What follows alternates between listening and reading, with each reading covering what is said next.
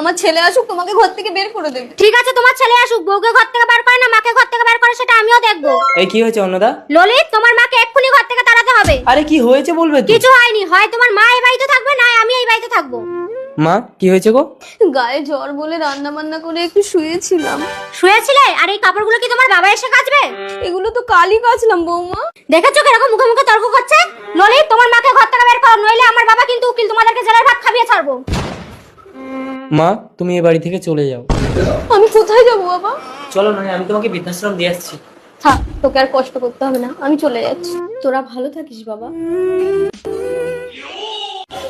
ভাত দাও অন্নদা। ভাত বেড়ে খাও।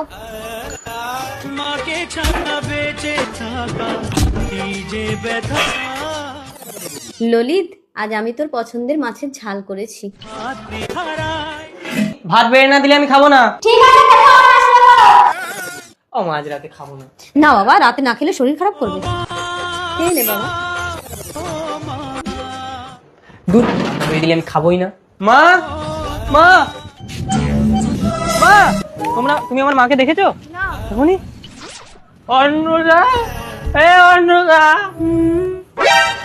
আমার মাকে আমি খুঁজে পাইনি। তুমি মদ খেয়ে ঘরে ঢুকেছো? বেশ করেছি, তোমার জন্য আমার মাকে আমি বের করে দিয়েছি। তোমারও এই বাড়িতে আর কোনো জায়গা নেই, বেরিয়ে যাও। তুই আমার গায়ে হাত দিয়েছিস, একটা উকিলের মেয়ের গায়ে হাত দিয়েছিস, তোর কি ব্যবস্থা করে দেখ। বাবা,